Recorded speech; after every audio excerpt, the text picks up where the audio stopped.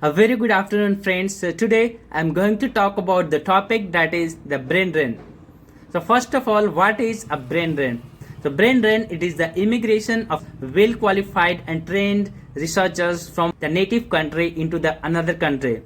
In the history, the humans have always moved to another place in the search of better opportunities and better life standard.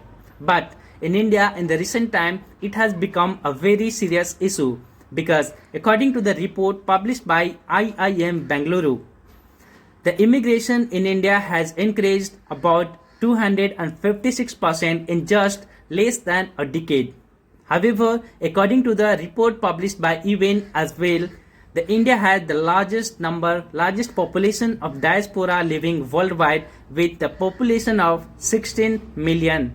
Now talking about the main reasons behind the brain drain from India.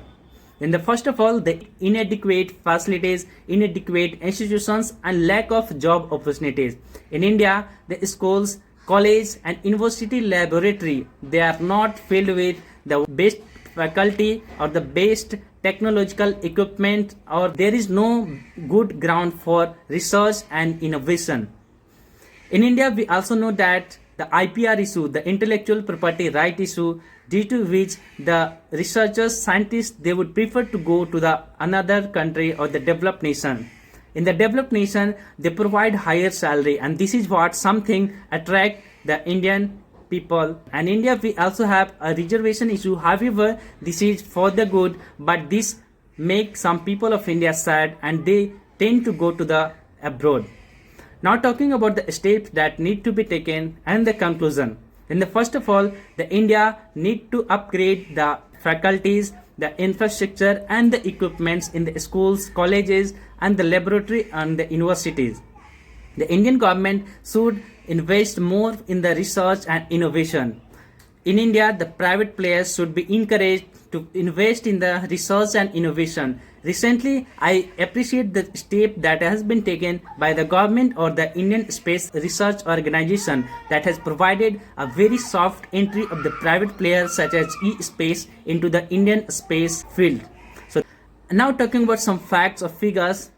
If USA, they are having a very less number of diaspora living worldwide, but US government takes taxes from their citizens earning worldwide. So what is the reason India should not do the same? At least if India could not stop the brain drain, it should get the compensation for the same.